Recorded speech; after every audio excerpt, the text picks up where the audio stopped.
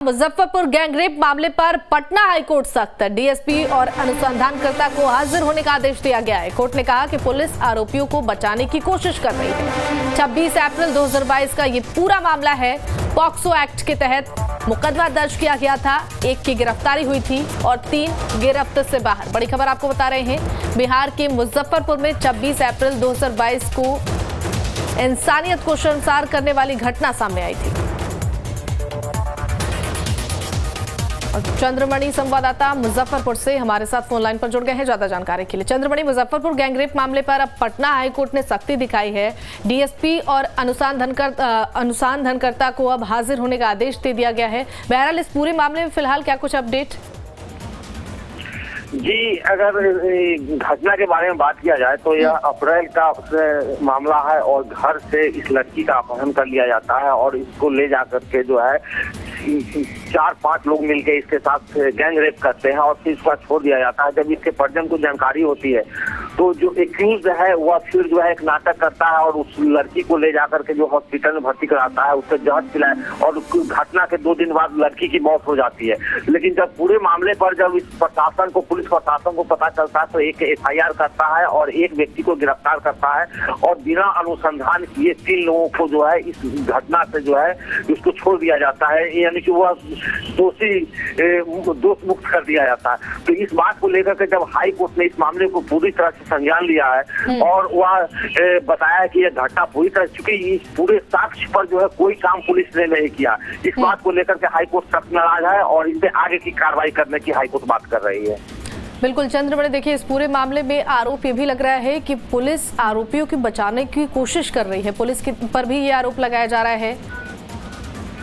हाँ, अगर पूरे मामले को देखा जाए तो जिस तरह से जो है इसमें जो गैंग रेप में कई लोग संलिप्त थे और एक व्यक्ति को ही गिरफ्तार किया जाता है, बाकी लोगों को छोड़ दिया जाता है, तो इससे पता चलता है कि पुलिस बिल्कुल ही उसको जो है जो आरोपी है उसको जो है दोष मुक्ति यानी कि छोड़ने का प्रयास किया है।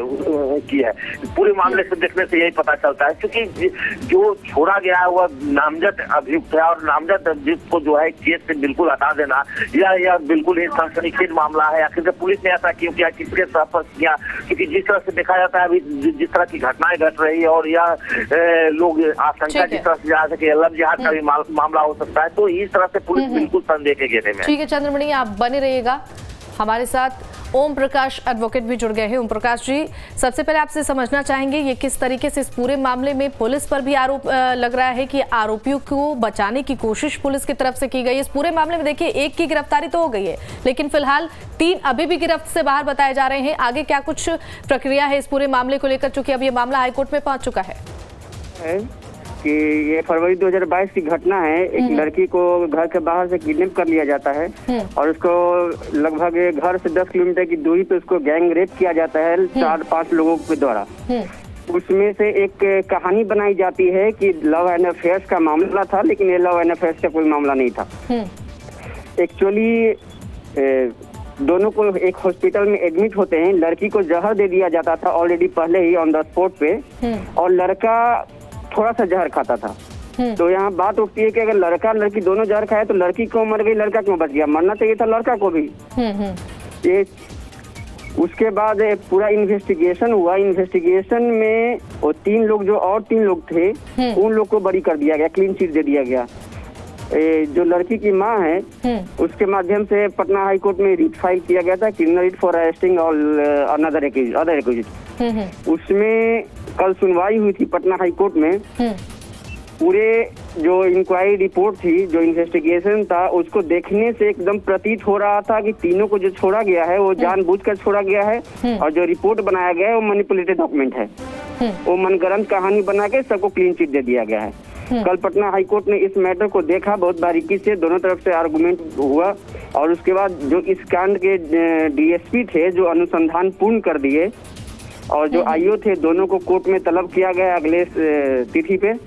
और सबसे बड़ी चीज है मैम कि इस केस को DSP लेवल पे ही बंद कर दिया गया था। ये कॉग्निजेंस ऑफेंस है और हीनियस क्राइम में इसको SSP लेवल तक जाना चाहिए था, बिल्कुल, जो कि SSP इसको जांच नहीं किए और DSP के ही अनुसंधान पे इसको केस को क्लोज कर दिए। बिल्कुल, देखिए ओम प्रकाश जी, पूरा मामला ये 26 अप्रैल 2022 का बताया जा रहा है। पॉक्सो एक्ट के तहत मामला भी दर्ज हुआ था। अब ये मामला हाईकोर्ट में भी पहुंच गया है। आगे क्या कुछ अब कार्रवाई हो सकती है इस पूरे मामले को लेकर? जो 3 लोग गिरफ्त से बाहर बताए जा रहे हैं, क्या उन पर अब आगे कार्रवाई की जाएगी? मैम, कहा जाता है कि पुलिस जहाँ से अपना इन्वेस्टिगेशन खत्म करती है वहाँ से कोर्ट का अपना इन्वेस्टिगेशन शुरू होता है। तो पुलिस तो तीनों को क्लीन चिट दे दी, अपना इन्वेस्टिगेशन कंप्लीट कर दी।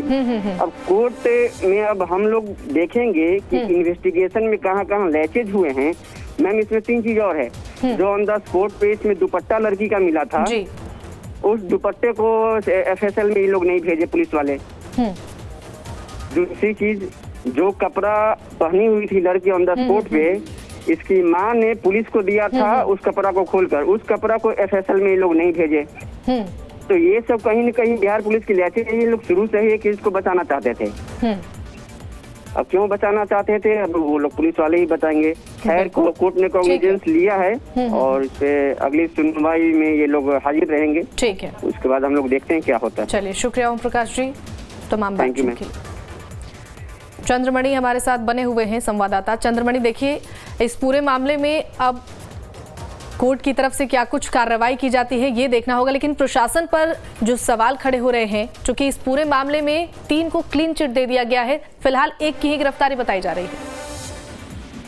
जी, इस मामले में 1 ही की गिरफ्तारी हुई है। बाकी 3 लोगों को जो है क्लीन चिट दे करके छोड़ दिया गया है। लेकिन इस पूरे मामले को देखा जाए तो कहीं पुलिस की बड़ी लापरवाही सामने आ रही है। और जब जिस तरह से हाई कोर्ट ने इस मामले को संज्ञान में लिया है, तो फिर आगे हाई कोर्ट के आदेश के बाद आगे क्या कार्रवाई तो देखना होगा। बिल्कुल, देखिए परिजनों की तरफ से क्या कुछ मांग की जा रही है? अगर परिजन की बात करें तो फिलहाल किसी न किसी मामले में इसको दोनों माता पिता दोनों फिलहाल अभी जेल में है, उनसे अभी संपर्क नहीं हो पाया है। लेकिन अन्य लोग भी बता रहे हैं कि यह पुलिस जो है इस मामले में जो है लापरवाही बरती है और एक्यूज्ड को छोड़ दिया गया है। कहीं न कहीं किसी न किसी प्रभाव में आकर के, चूंकि अगर देखा जाए तो जिस समुदाय से आते हैं जो एक्यूज्ड है, अगर उनको छोड़ दिया तो कहीं न कहीं इस मामले में पुलिस किसी से प्रभावित होकर के जो है छोड़ा गया है। ठीक है चंद्रमणि, शुक्रिया आपका इन तमाम जानकारियों के लिए।